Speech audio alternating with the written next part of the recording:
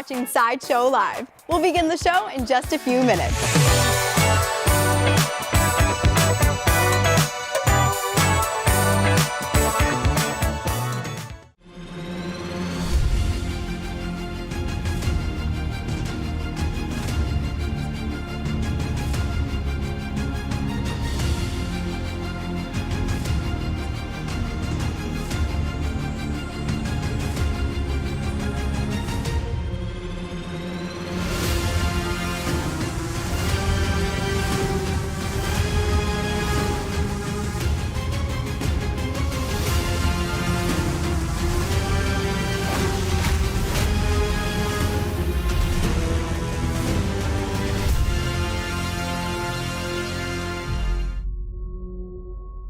We're halfway to Halloween, and to celebrate, we're having our Monsters and Villains event, and you get $5 in Sideshow rewards by following the link below.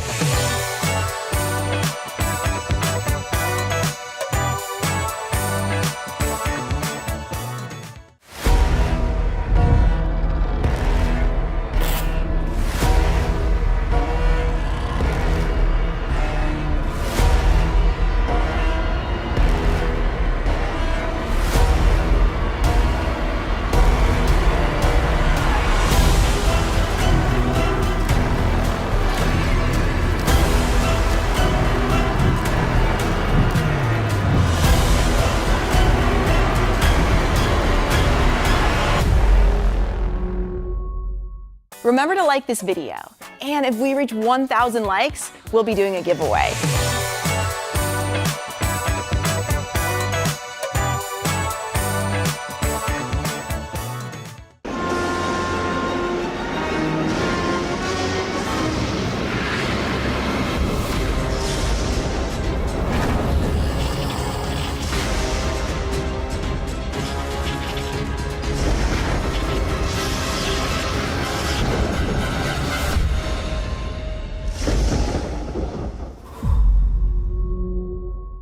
You're watching Sideshow Live, and if you have any questions, ask them right there in the chat.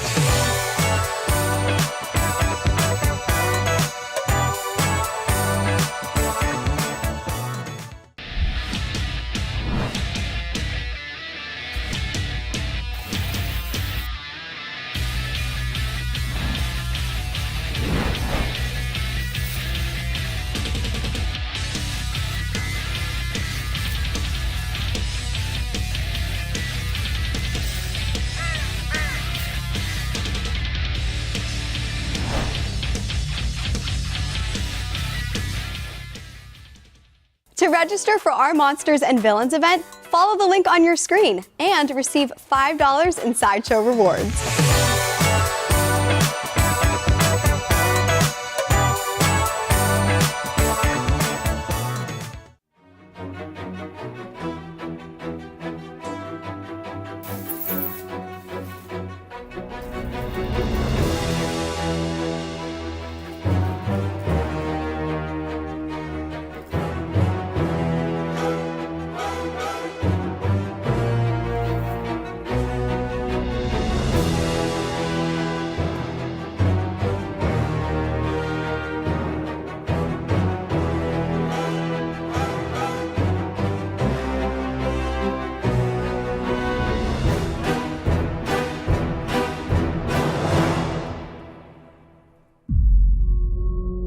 You're watching Sideshow Live. The show will begin shortly.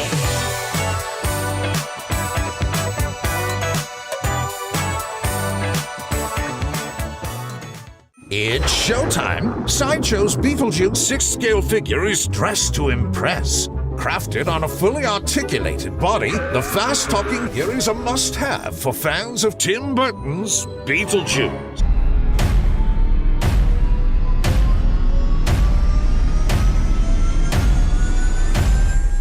Going behind the scenes with Will Harbottle on the new Pulp Vixens line. Hearing from some of the great names in horror about their love of the genre. And celebrating Monsters and Villains with some terrifying giveaways. And now, your hosts, Guy Klender and Jillian Catone. Hello, everybody, and welcome to Sideshow Live Monsters and Villains event. My name is Jillian. I'm Guy. And we've got an amazing show for you today. We want to kick it off, though, with some giveaways right from the start. Let's do it. Right now, in the chat, you're going to enter hashtag Sideshow I agree. We're picking 2 winners. One of you is going to go home with the Sideshow Originals 6-scale Demethyl figure by Sideshow and 3-0. This thing is super creepy and super cool. Amazing. An amazing piece from the Court of the Dead collection. But there's another giveaway as well. So another one of you is going to be lucky enough to win an amazing Sideshow swag pack. I've got an item from the swag pack with me. We got this awesome beanie, but there's a lot of different items included in the swag pack as well. You're going to get some keychains. You're going to get some stickers. You're going to get a little, patch to take home with you as well. Absolutely. We've got a little... We got one too. Iron-on patch. You can see all kind of stuff that's going to come with your swag bag. Now, as we said, enter in the chats, hashtag Sideshow space I agree. And that's where we're going to hear from you, and we're going to get your winners selected. Now, also in the chat throughout the show, as Jillian said, we are here live, which means we have the opportunity to talk to you directly and answer any questions that you have. So put those into the chats, because today we have something really special, Jillian. Yes, please keep it going in the chats, because we've got an amazing show for you today. We've got a lot of different giveaways coming up in the future. We've got some amazing new reveals. We've got some deals we want to share with you. And we've also got some really cool interviews coming up as well. Absolutely. We have the artists and creators of some of our pieces here in the studio. They are going to be here with Brittany, and they are going to be talking about the pieces, but you're going to get to ask your questions of them. So now is the chance to do that. Yes. Will Harbottle is here to talk about the Pulp Vixens line. It's a line I totally dig on. I'm really excited. I can't wait to hear what he's going to tell us about it, and maybe tell us a little more that we haven't seen yet. Of course. Yeah, we've also got Raphael Phillips in the studio talking about is the time to ask. You're going to get the chance to really speak directly with them on the show today. And we love that. Prizes in store for you as well. Giveaways and such. We're going to have some giveaway winners here in just a little. /MV. Now that's our landing page for everything going on with the event. Yes. That's going to tell you about some of the giveaways that we've got going on in our other platforms, the schedule of things we have going on. In fact, right now, why don't we pull up the schedule from today? Yeah. Now, if you're just now tuning in, this is our 11 a.m. Sideshow Live show, but we did have a kickoff already at 9. We did. This is an all-day event, and it's going on for the next 2 days as well. So if you did miss out on some of the events that were taking place this morning, make sure to tune in for the wrap-up show, but also make sure that you're tuning in for everything that's going on over the next 2 days for this event. Absolutely. Yeah. And we've got stuff going on in all of our social media platforms. And you may be watching on many platforms. We're now on TikTok, Instagram, our Facebook Live group. If you're into Sideshow, you'll be able to find us on one of those platforms. Definitely. Well, Jillian, it looks as though we have a winner for our figure. Who is our winner? We do. Congratulations to James Acquisto. You're going to be taking home this Court of the Dead Demethyl figure. Make sure to get in touch with those moderators in the comments to figure out how you're going to be taking this piece home. Congratulations. How exciting. Absolutely. Now, for that swag pack, the winner is at The Real McCoy. Yes, at The Real McCoy, you are going to be getting that swag pack. So, in the chats, if you're one of our winners today, please go and tell the moderators where you won it and what you've won, and they're going to work with you on getting those to you. Now, in addition to these giveaways that we've just done, Jillian and I talked a little bit about the going to side.show/MV, and I said there's an ongoing contest, and there is for this one right here. Yes, there is. Take a look.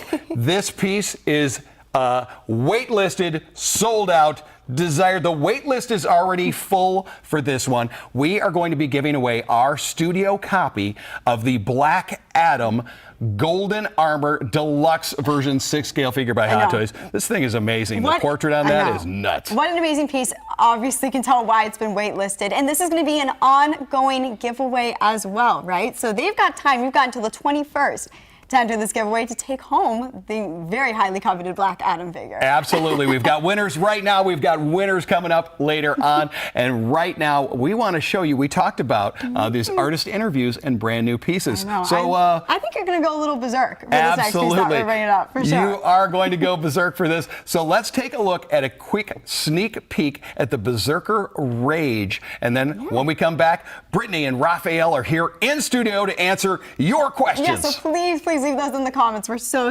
excited. Let's go take a look at that video.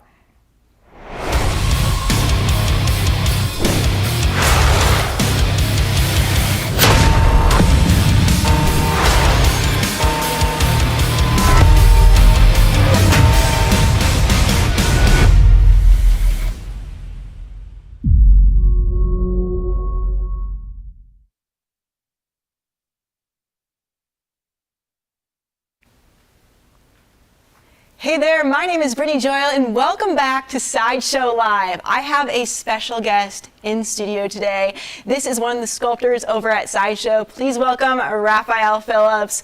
Thank you so much for joining us today. Of course, it's a pleasure. I am so excited. So you've crafted a lot of cool things for Sideshow. He did the Black Panther premium format figure, the Gotham City Shadow Batman fine art statue, and this beauty that we are looking at right here. This is the Wolverine Berserker Rage. Can you tell us a little bit about this? Yes. So after doing the Gotham City Shadow, I was reached out to, and they were like, okay, Wolverine's up next. And initially, Rich Luong had a really cool design for this piece. And as we started making it, it became something that was difficult for me to do because I'm not the muscle guy. But he really kind of pushed me to just really make this big, beefy, Sam Keith-ish, a little bit of Marvel vs. Capcom sprinkled in there, just like this hulking Wolverine figure that's just like a cannonball of like muscle, sinew, and fur. So I love it. Yeah. The details on this is incredible. I mean, just the little things and the veins and this iconic yellow and blue uniform. I also love that it lights up. There's actually a little button in the back here, and if you press it, it turns on, it turns off. And it really adds another dimension to this piece, which I love. What was the process like in designing this? So initially, Rich, he had a vision, and it gave the shape of the piece. But in the drawing, there's enough leeway for me to kind of do my own thing as well. So it's direction without being too just like specific. And the initial process was just first getting the weight of the character feeling right, which is just very important, especially as he's just like kind of hulking over, because you can have it tip over too much and you can have it not feel centered. Very true. And so just like making sure that it felt like he was grasping almost like with like toe fingers in a way into the ground, so you could really get the power from the ground up was probably the first important thing, just to get the feeling of the weight right. Yeah. And then all the detail comes later. That's so. I grew up watching the animated series. Oh, yeah. And I loved it. So this brought me right back to my childhood. And speaking of all those diehard fans out there, you know, you put a new take on a classic. Was that stressful? Did you feel like you just had to hold up and, you know, make the fans happy, but also deliver your vision to it as well? It's not stressful until this very moment. Yeah, this very moment.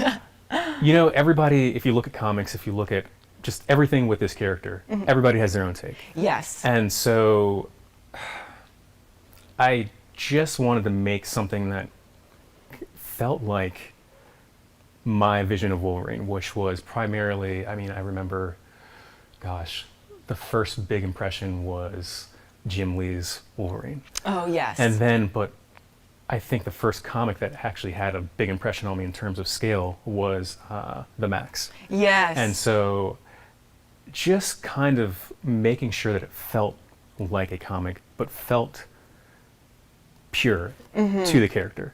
And so, I mean, the hair is definitely like, you know, like when Wolverine's not hairy, I'm just like, what are you doing? Right? This is his thing. No, so, of course. But just making it feel like what I think of, like all the adjectives I think of when I think of Wolverine. And that's going to be different for everybody, but this is definitely my interpretation to a degree. You did incredible. Like, I'm blown away by this, and it's so cool. It measures about 19 by 17 by 20. And also, if you guys want to pre-order it, you can do so at side.show/MV. We have a question from JJ Joe. Is there a symbol on the base? So let's take a look at this base. You want to describe this base a little bit for us? So the base is casting up red light, which is almost like, you know, bloodlust, berserker rage nature. Is there design on the base? No, but that's a really good idea, and maybe for the next piece I'll probably take that into consideration. But no, there's no design. Yes, yes. Well, very cool. I love it, and like I said, it really brings me back to my childhood, and you did such an incredible job. Thank you very much. We have another question from the chat from David Rigazia. He wants to know if we can describe the sculpting process of this. So the sculpting process initially is, I just start out with really base shapes, just cubes, spheres, and just make the initial body really rough, just to make sure that it is capturing what the concept artist initially had in mind. Yes. And so once that is there, I do several passes. First, just getting a rough pass of the musculature. Okay. And as that starts to take shape and feel right, you're checking to see if the pose still works. And it's just this constant, just like iteration until it's finally fully there. And then after everything feels okay, that's when the detail comes in. I mean, the detail is not, you don't lead off with that. Because if you start with that first, then you could just be in a world of trouble. Yeah, no, for sure. Well, thank you so much, Raphael, for joining us today. This was so cool to see this and then have the artist in studio with us. What a treat. Next, we're going to check out a video for the Batman Premium Format figure, and we're going to throw it over to Guy and Jillian, and they're going to give us an in-depth look at that. Sideshow is proud to present the brand new Batman Premium Format figure. At 27 inches tall, 21 inches wide, and 20 inches deep, this polystone statue is fully sculpted to bring the Gotham Knight to life. Batman is perched on the spire of a Gotham City cathedral, overlooking the city at night. A flurry of bats take wing around him, blending into his cape and his very identity as he strikes fear into the hearts of criminals. The original design of the hero is complemented from sculptor Martine Canale's dynamic angling. Bring home the Batman Premium Format figure and investigate other DC Comic collectibles at Sideshow.com.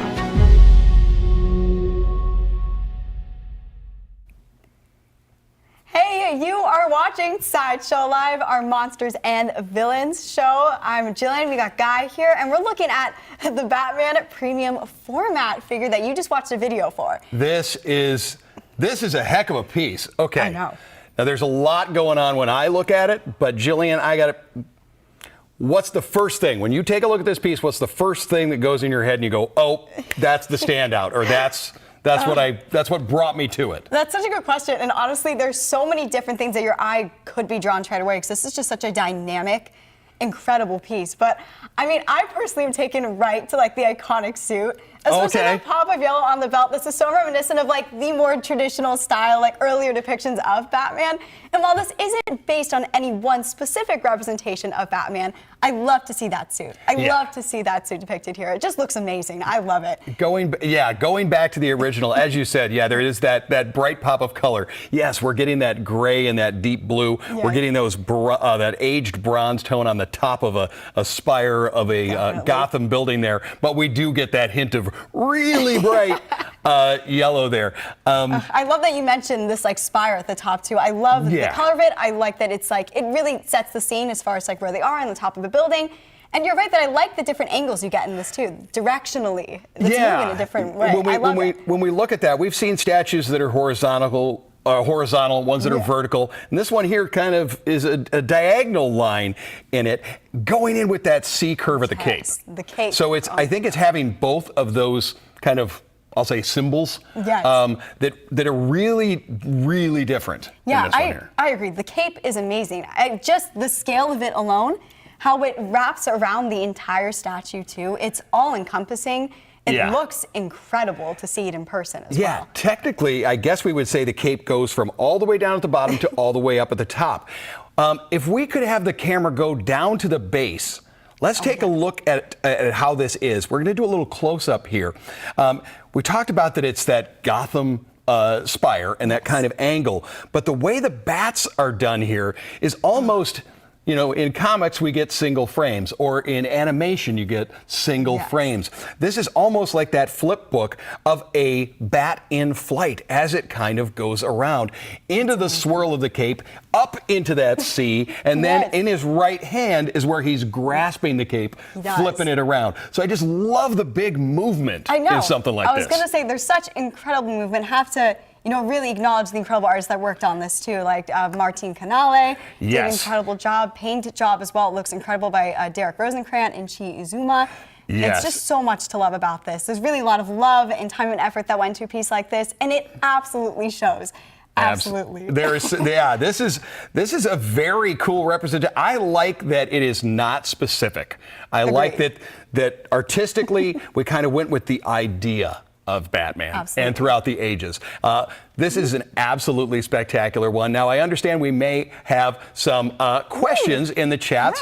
Right now, Kenneth Santiago, where did Martin take inspiration from this? I mean, well, as we kind of said, he actually kind of looked at everything. Yeah, it's all-encompassing, I think he looked at television, at comic, at film, all of it, kind of many artists, and that's maybe why it works for me so well. I think so, is taking all of that. We get hints of the Long Halloween, where he had kind of that larger, had those larger ears. We get almost film style as far as like that architecture piece put in there. There is a cinematic element to it that I do love a lot. A hint of fantasy where we talk about kind of those bats into the cape and the swirl around. So I just like that. So I think he had a lot to do with that. We have another question. Yeah, they're asking, what scale is Batman? What scale is this one, guy? It's this particular one, I believe, is our premium format. So this falls normally into quarter scale. So this is going to be a quarter scale piece. For any information on this, as some of the others, again, side.show/MV, if perchance I don't answer your question correctly. We've got another one too, at JJ Joe. How many bats? I mean, how many bats? JJ, I love that you watch our shows and know that we tend to like to count all of the different things. Well, JJ, there are a lot on this one here. We are not going to take the time to count them out, but you are when it arrives in your house. Yes, make sure you can find out for yourself. And like you said before, make sure to go to side.show/MV to get a closer look at this figure. Now, we've got another incredible interview coming up. I'm so excited to see this. It's the Pulp Vixens line, which you've seen a couple great pieces from. The Pulp Vixens line is really cool. This is one of our Sideshow originals. Brand new, very unique. And the artist and creator of this is here in studio to not only show you the piece, but to talk to Brittany about it and to talk to you to answer your questions. There's a lot in store. So right now, let's take a peek at the Pulp Vixens. Meet the Pulp Vixens. Episode 1. Mr. Sin, featuring Ursula Strand, a stunning starlet facing down a madman, monster, mastermind. Can she act innocent with the villain closing in? Find out in Mr. Sin. Pulp Vixens, Episode 2, Deep Down, featuring Hawana Kalili. This is No Day at the Beach. A dancer dives into her family's past and finds secrets under the surface in Deep Down. Watch your back. The Pulp Vixens are on the job.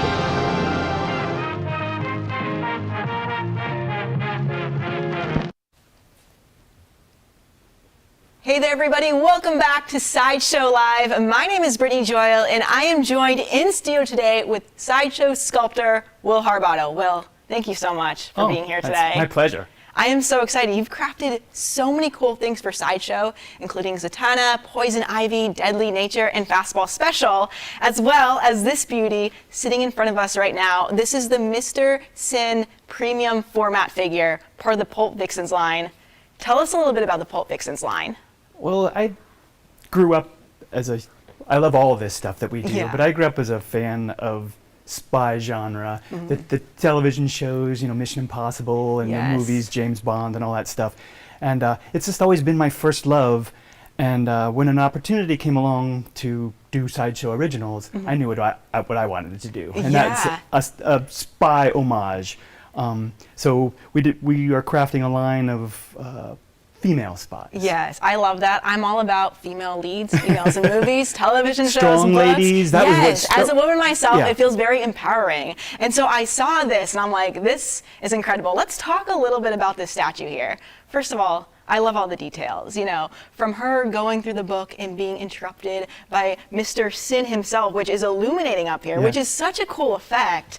There's a button in the back, and if you press it, it turns it on and off. So not only does this go on and off, but the chambers on the side light up green as well. That's such a fun detail. Yeah. I love just like the little details of the candles and her anklet. Yeah. And it's so intricate. We did that on purpose because, I realized that people don't know this character. Yes. And so I wanted to get as much of her story, her backstory, and the moment sculpted in. So there's a lot of little Easter eggs and details and things like that. Though my intention is that they show who she is and what's going on in the moment. And as you said about females, it was really important to me, of course, that she's sexy and she's pretty, but that she's strong. Yeah. So, she's startled, but she's there. She can take care of herself. I was gonna say, what inspired Ursula Strand? Was it just a need for females in spy genres? Yes. I mean, I have a young daughter, and so I really wanted, representing strong female characters is something that is really important to me. I love that. That's so sweet. And obviously, you spend so much time on these, and I imagine there's a few hands that touch it along the process, one being a painter. What is your relationship like being a sculptor and working with a painter and wanting to make sure that your vision stays true to what you originally imagined? Well, in this case, the painter was my wife. So, no way! Yeah. Oh my gosh, that's so cute. Kat Sapeni, she's one of the great painters at Sideshow. And so she saw this from the very beginning, from the initial idea that I had many years ago, all the way through. So we were actually really worked on it a lot together. Yeah. From the design and what we thought about. The paint job is very dramatic in this. Yeah. With the lighting effect, coming up from below. So we knew we wanted to do that early on. We were looking at movie stills of candlelit images from different movies and stuff like that. Like what would it look like if she was lit from below by a candle? Yeah, you can see it there. It's so cool. So she was part of it from the beginning. Yeah, I actually saw the painting video. Oh, yeah, she used putty. Yeah. And I love that. That was such a clever idea. That was so good. And of course, if you guys want to check out more about the Mr. Sin premium format figure and to pre-order it, you can do so at side.show/MV. What else is in store, for the future of Pulp Vixens? Well, we're really proud of what we made and how it's doing. The fans have been super receptive so far. So there'll be more. There's the Deep Down figure, which I believe has already gone up for pre-sale, maybe, or will soon. We'll check in on that. And there she is. Oh, that's incredible. That's very cool. And there may be more. Ooh, I'm excited. I am very excited. Pulp Vixens episode 3. That's going to be. This is our first tease of her. No one. Yeah. Yeah. Wow. Check that out. Those details. The chair. Yeah, she is living the life. That's Eleanor Swiftwick. Ooh, I love that. I have to get this whole collection. You've inspired me. This needs to go in my office. Oh, so happy. We are also going to be checking out next a 30th Sideshow Originals video. Now, I saw this video. If you guys like history, the making of, behind the scenes, you're going to love this. Interview some of the artists over here at Sideshow and gives you an in-depth look of the history of Sideshow because this year, we're celebrating 30 years. Yeah, can you believe it? I know, right? Time flies. So let's check it out. Everything we've done at Sideshow, at one point, was an original. Someone's idea that they visualized, created, and turned into something. That was what Sideshow's genesis was all about. We were all pop culture fans. And that love just can't be contained in any one brand or property. We really wanted to add to that dialogue add to pop culture pantheon and really bring our own characters and stories out into the world. We started our originals line in 2005 with a Comic-Con exclusive Patient Zero, a zombie figure 1/6 scale.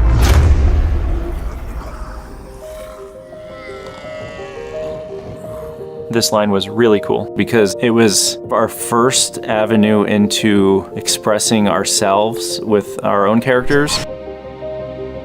You talk about creating a figure and creating a world, but when you come to the actual process of making a figure, they're inextricably linked. Zombie, get it. We would write stories, there'd be blogs, there'd be a lot of like behind the scenes stuff.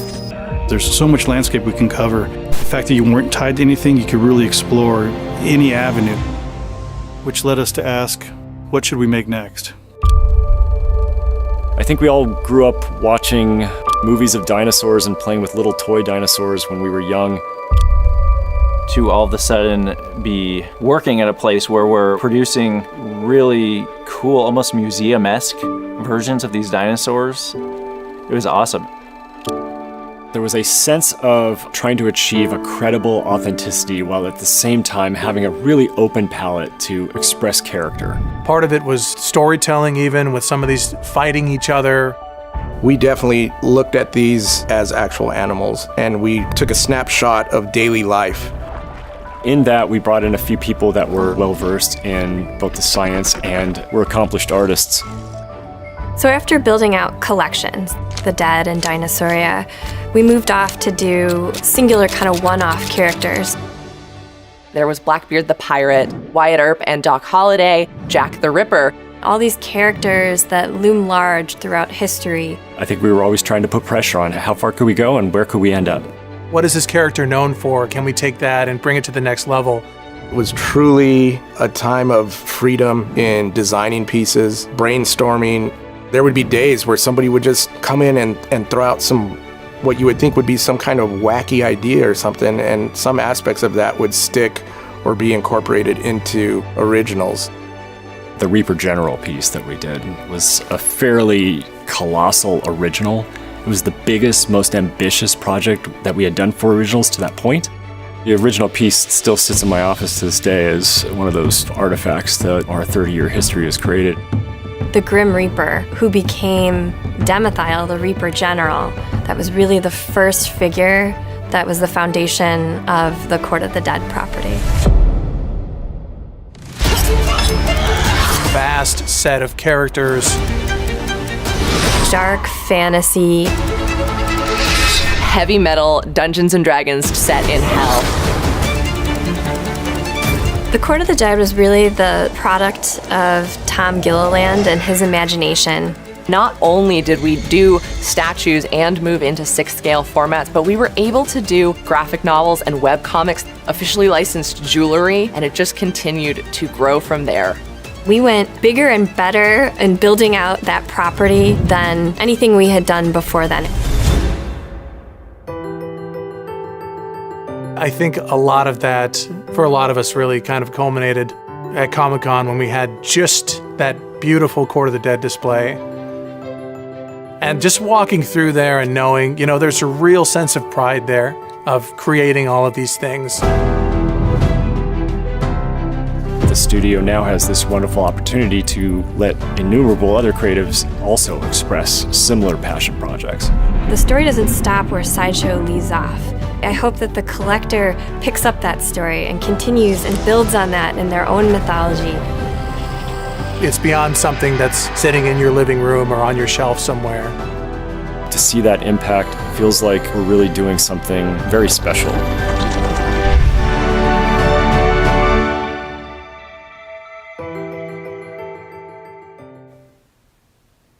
Hey there, welcome back to Sideshow Live. If you're just joining us, my name is Brittany Joyle, and here we have Will Harbottle, who is an artist over here at Sideshow. And we just checked out that 30th Sideshow anniversary video, which was so cool. Yeah, right? I love watching like the making ofs and behind the scenes. So that was a nice little treat. So many awesome people over here at Sideshow.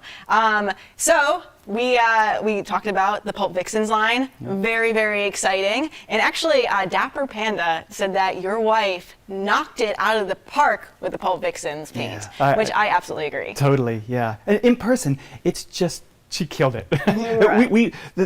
The paint really is a character of its own. Yeah, and so much details involved in it. You guys have such a great, like, artistic relationship too, you know, I'm sure with everything else too, but like, it seems like you guys are on the same page, which is so important. You know, it's the same vision, same direction, which I love.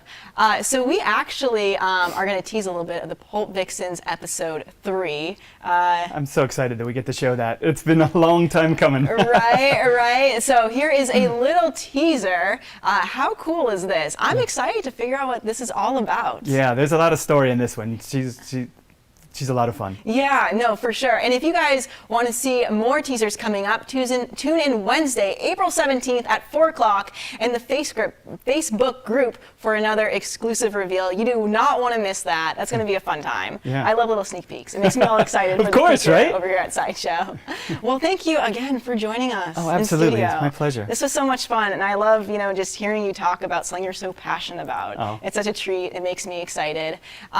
We have one more for today. It's a reveal, which we are going to check out.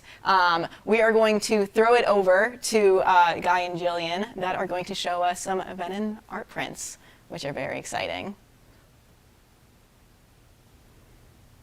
Well, welcome back to Sideshow Live, everybody. I'm Guy. I am Jillian, and thank you so much, Brittany, and thank you for tuning in to the Monsters and Villains live stream here at Sideshow. We are taking a closer look at the Venom Carnage Unleashed art print by artist Matt Ryan Tobin. Now, this is an amazing piece. It's an amazing piece. I love it so much. It jumps off the wall. It's so active. Jumps off the wall. And it's inspired by the 1995 comic Venom Carnage Unleashed #3 by Andrew Wildman. And Guy, I know you're a close acquaintance of Matt. Matt sent in talking a little bit about his inspiration behind it. And Matt, like many of us, wandered into his corner store. There's the rack of comics. He was all ready to buy all the candy and all that. Dropped all that and grabbed issue #3. And that really inspired him in a lot of artistic work, and he spent many, many years to get all of the editions in the run. And this is his homage to that piece that really changed and kind of elevated him in the artistic world. And this is just such a fun piece. It really is. There's so much going on in it. Of course, we have our Eddie Brock, our Venom, and our Carnage all in there, all getting equal representation there. But that agony and the pull that Carnage is doing there, yikes. Yes, I know. It's quite the piece to behold. And it's so nice to hear, too, that there is such a personal, relation to it on his end. You can really see that in the piece itself, and it's so fun to see an iconic, cover like that be revisited again and reimagined by Matt Ryan. I'm thinking that there's a lot of notebooks in Matt's, high school era where he's redrawing this kind of thing and redrawing those characters. So I know these characters mean a lot to him. This particular cover meant a lot. Now, this one is available for pre-order coming up soon. Yeah, it's going to be available for pre-order starting on April 19th, which is this Friday. So if you want to make sure you get, your hands on this piece, make sure you check out side.show/MV. And this is really exciting. This is not the only version of this piece. We've got a variant version of this as well. It's going to be up on the screen. Incredible. Again, this is very, very Matt Ryan Tobin inspired. Very much his style as well, with that green and the black Absolutely. background. If you've taken a look at any of Matt's other work or some of it that he's done with Sideshow, that dark background and that green highlight tends to be something that he brings to the art. Now, there are only 100 of that variant. So, yes, it is a 2-week order window on this particular piece. But that 100 is going to go very fast. It's going to fly. So make sure to RSVP to get more information about it. Go to side.show/MV to learn all about Matt Ryan Tobin's homage to Venom Carnage Unleashed #3. Yes, this amazing. is so cool. It's so cool to see. We're so excited for you guys to get the chance to get your hands on it as well. And speaking of some other new reveals, a lot of our partners have been releasing a lot of new figures as Absolutely. well. We've got some pre-orders that have come up. First up, by our 6-scale friends at Hot Toys. Let's take a look at 3 new pieces. First up, Jack Sparrow. Now, this is a fan favorite, an absolute loved, and he comes in 3 different versions. This is also part of their artisan line, which is going to have rooted hair. Take a look at that, those moving eyes. Now, Jack has all of those accoutrements that he carries on his belts and the guns and everything else. This is all going to come with the figure, and depending on which version you have and which you select, boom, you're going to have dynamic bases like that to use and all types of other things. There's so much that comes with this Jack. Now take a look at him on Sideshow.com. Number 2 is going to be Anakin Skywalker. Take a look at that. That is not a still photograph from the show from Ahsoka. No, folks, that is a 6-scale figure you are looking at. It's absolutely beautiful. This is Anakin's look as he was in the live-action Ahsoka show. You take a look there, it's going to have something we've never seen before, the little blast effects that attach to that lightsaber, and yes, you're going to have a USB lit up lightsaber option as well, moving eyes. It's going to be gorgeous. Cannot wait to get that here in studio and to see that portrait right in front of my eyes. And number 3 is going to be the Batman Armored Edition 2.0. Now, this Batman that you're looking at, that's from our statue, which is a beautiful piece that we looked at a little bit ago. But Hot Toys did just show us our Armored Batman 2.0. So to get more information about that Armored Batman, there he is. Go to side.show/MV. This is the 2.0. So much going on with that one there. You're going to have some die-cast parts. You're going to have swap-out battle damage. You have a USB light-up Krypton spear and that beautiful base. Different swap-out lower mandibles to change the expression, as well as that damage face plate as well. As you know, I love the Hot Toys figures. I love Batman, so this is an absolutely spectacular one. Yes. Now, Jillian has some other pre-order ones, and this is from X-Men. So, Jillian, tell me a little bit about that. Yes, thank you, Guy. Well, what a great look at a lot of those new Hot Toys reveals coming out. And if you're a big fan of X-Men 97, Iron Studios definitely is, because they've been releasing a lot of fun stuff from the X-Men universe recently, and we're getting some even newer figures as of very, very recently. So let's take a look at some of those. We've got a new Jean Grey. These are going to be 10-scale figures as well with Iron Studios. So great size. They're very much comic book inspired. Love Jean Grey in action. We've got another one coming up as well. We've got a Storm as well from the X-Men 97 series. Look at that.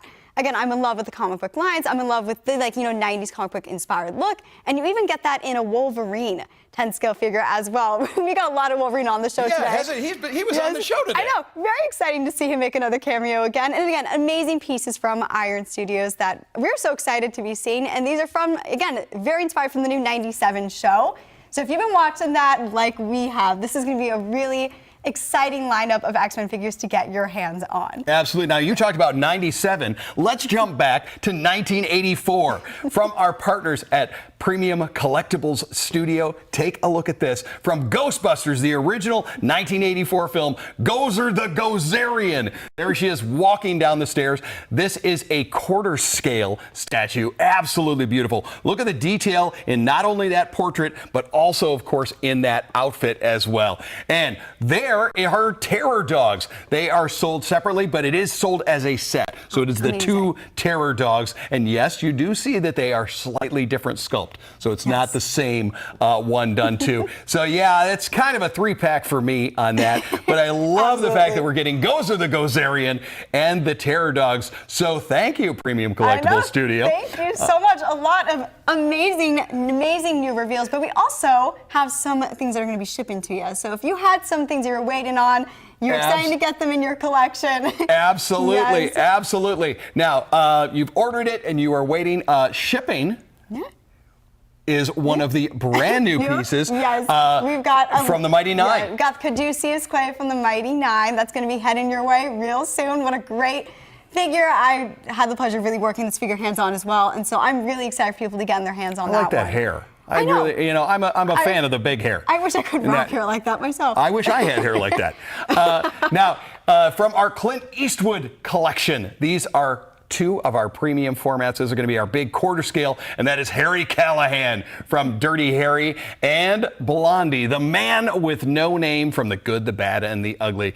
Take a look at that poncho and all. Spectacular. I love to see those Clint Eastwood pieces. They're Yeah, so amazing. absolutely. And we're sticking with some more art prints as well. We've got the Sauron art print by Jerry Vanderstalt that's going to be shipping real soon. So that's an exciting piece to add to your collection. Looks amazing from Lord of the Rings. Behind it. I know. It's What a beautiful. great piece. I mean, I love the The color. light and shadow on that know. is spectacular. I know. Can't wait to see that on everyone's homes if you're getting that real soon. How exciting. Jillian, we have seen so many monsters, so many. It's like we want to write them down in a book.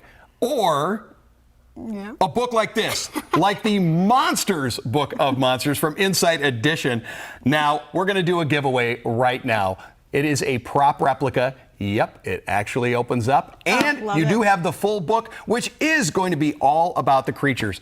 In order to enter in the chats, do #BigBook.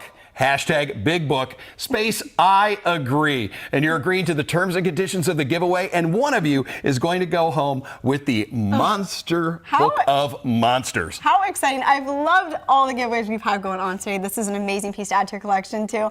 Make sure to enter that giveaway in the comments down below. And while we're giving you the chance to, enter that giveaway, maybe get your hands on this, we've got a really exciting roundtable interview. This is really cool. We got to do this a little bit ago and gather 4 creators of the horror genre and the art behind it. And this is their love for Love of Monsters, we're calling this, with Ryan Turek, Davis Dasmalchian. Yeah, we've also got Tom Gilliland, and he's the creative director here at Sideshow. And we've got Akilah Cooper, the writer behind some of your favorite horror movies as of recent, which is really exciting to have them all together. And we are really, really excited to get the chance for you guys to see this. Now, this is going to be just a snippet of it. Yes. But this was a very long conversation that we want you to get the chance to fully watch and enjoy too. Absolutely. So let's take a look at this roundtable discussion. Fandom is something that you dedicate your heart to. It's unique, deeply personal, and I'm here joined by 3 friends who all share a similar passion. We're here for the love of monsters. How do you think that the fandom for monsters has evolved as we've gotten older? I've been reflecting on this now, creeping towards 50, thinking about these kinds of things. It's like, what do monsters mean to me? I'm still deeply fascinated and I still get super excited about them.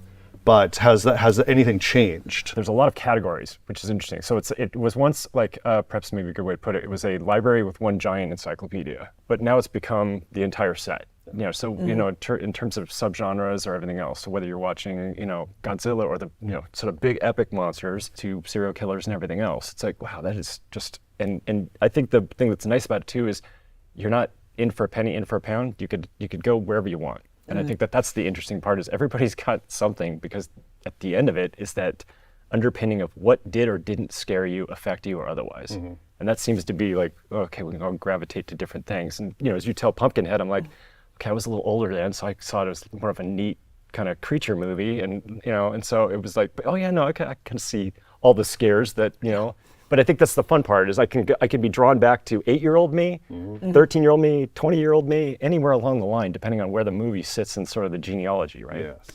It's changed with me because I can afford more. There's certainly that. But I would say, like, that is dangerous. Pop culturally, my observation, I think about this a lot, is when I recognized that I was entering into like supreme fandom, which probably like late teen, maybe teen, just teens, where I was hiding Fango under my mattress, or I was trying to get to see all the things that were forbidden and digging back into everything. I feel like it was a certain space. Now, and this is a good thing, over time, the heroization of some of the monsters, like you were just saying. So now there are pop culture icons oddly, that represent murder and mayhem, but I kind of love that Yes. because it's The us being destruction of able entire to cities. we're embracing our fears of things, and we can, I think that's what I don't think it's some sick way of us all acting out our homicidal tendencies. I think it's us getting Speak for yourself. Okay. Well, there's some 3% according to the psychiatrist. But I think the 97% of us is cheering in those things are cheering because we're together and we survived and we're okay. And this thing that represents so much that we've feared for so long, even since childhood, is still fun and not as scary. But there is a normalization in a good way of both iconic monsters and the new monsters, and it's really fun seeing them embrace monsters that Frankenstein's monster we've always known was a tragic figure who was exploited and who really was just, and so seeing now there's so many different cartoons and toys revolving around that figure with different genders and different identities, but still that symbolic figure as something that the kids really look at in a totally different lens than we did or do. Yeah. I think that's cool.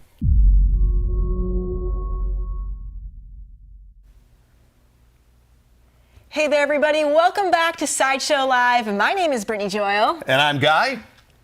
Now, that roundtable discussion that you just saw was only a little bit of it. The full conversation is available at the Sideshow YouTube channel. So after this show, you can go and take a look at that. You definitely don't want to miss it. It is a good one. Yes. Now, we talked about that book, and we do have a winner at Piggy's Picks. Congratulations. You are going to be winning the Monsters Book of Monsters. Now, make sure to tell the moderators what you've won and where you've won it, and they are going to organize getting that off to you. But we're not done with the giveaways, Brittany. We are not. We're absolutely not done with it. At the very top of the show, we gave away one of our 6 scale figures from Court of the Dead. Well, now we want to give away 2 of the premium format figures from Court of the Dead. Check these out. Aren't these wild? These are incredible. The detail on this is insane. You guys should be very excited about this because I know that I am. Absolutely. So to win one of these, in the chats, enter with hashtag Sideshow Space I agree. You are agreeing to the terms and conditions. A reminder that this is U.S. giveaway only. One of you will be winning the Oathbreaker and the other Shiv the Pathfinder. These are absolutely incredible, really wild. On our blog and on our newsletters, you can read more about these characters and other characters in Court of the Dead. Now, so go hashtag Sideshow Space I agree. Get your entries in now for these ones here. A lot of cool stuff going on, right? We saw a lot of cool stuff. We saw it. Brittany, you got to talk with the artist, and I got to be honest, I'm a little bit envious because that's really a cool Honestly, thing. I would be jealous of me if I wasn't me.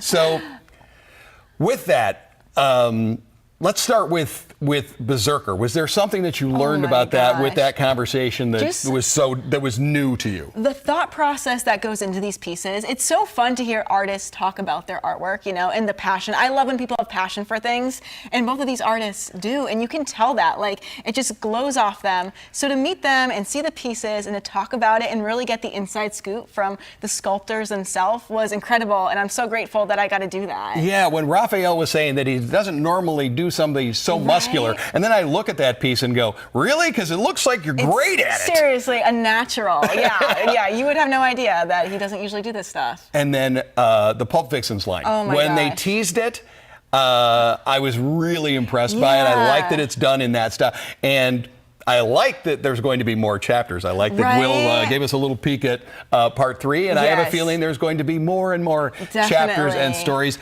and there's so much going on in those stories. Yes, and like how cool, like his wife's the painter, he wanted female leads, he has a little girl, like I could cry right now. I won't, but I could. You can. We have cried on the show. We have cried on the show before. It's really neat to get a chance to talk to the artist, to know a little bit about that. It gives you a little bit more insight and an appreciation, and there are things, particularly in those Pulp Vixens, that you catch on the 5th, 6th, time that you look at it, all of the hidden details and little hidden story elements. So that's what I think is really neat. And you're right now seeing just a few of those. It is very, very cool. Now with the Sideshow Originals, that were those pieces. We got to see a few. But there's one that we didn't show. We got one more. We saved it till the end. We wanted to surprise you guys. We're going to give you a little teaser, a very fast sneak peek to get you wanting more. Take a look at this. A brand new Sideshow Originals piece coming at you. Now, you're going to learn a little bit more of this in upcoming shows. And also tune in on Wednesday, April 17th in our Facebook group for another exclusive reveal. All right? We're just reveal. We're showing them all these things. It's at 4 p.m., so you want to make sure you tune in and you don't want to miss this. Absolutely. Trust me. 4 p.m. Pacific Standard Time in our Let Your Geek Side Show Facebook group. Oh, man. This was fun. Isn't it? It's there's so much. We got to see so much. You know, the monsters and villains is it's a love-hate relationship for me. Yeah.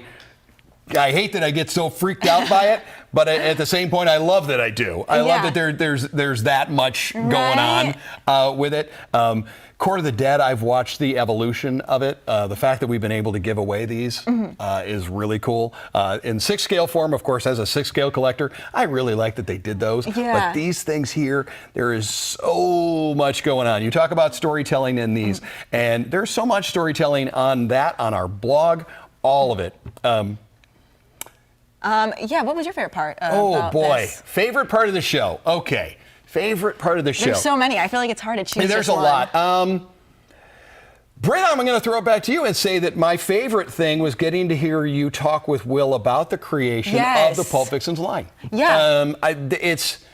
It's really neat. When it's a property I know, I come in with a little more knowledge of it. Yeah, yeah. With that one there, it's brand new. It's something that I don't know. There's a storytelling aspect that's new to me. Yeah. It's like picking up a new comic or a new book or seeing a show that you know nothing about. Right? Walking into a theater and going, I don't know what this movie is. Right. Or something like that. And that really stands out for me. So that was really cool to see you get to do that. So thank you you're welcome. for getting to do that. I totally dug on that. Yeah, are you a little jealous? Yeah. I can sense the jealousy. There is a skosh. I am also a skosh jealous of our winner for Shiv, Rebecca Haynes. Congratulations, Rebecca. This piece is now going to be part of your collection. So in the chats, make sure to tell the moderators what you've won and where you've won it. And they're going to organize getting that to you. But we have a second winner, don't we? We do. The Oathbreaker winner is going to be Drumchild71. Congratulations. The moderators will be in touch and get all your info. Wow. Okay, now we did a lot of giveaways, but we've still got more giveaways. We talked earlier about going to side.show/MV to learn everything about this event that we're doing, taking a look at the stuff we've looked at the show, but we've got an ongoing giveaway right there, and that is going to be for the Hot Toys Black Adam Gold Version Deluxe Edition. This guy is completely sold out, waitlisted, completely full on the wait list, but one of you is going to win that. Now that's going to go all the way through the 21st at 11:59 Pacific Standard Time. So enter by going to side.show/MV. Brittany, thank you for coming and doing those interviews. This was so fun. Thank you guys so much for tuning in. And don't forget to let your geek side show. From all three of us, thank you, everybody. We'll see you next time. Bye.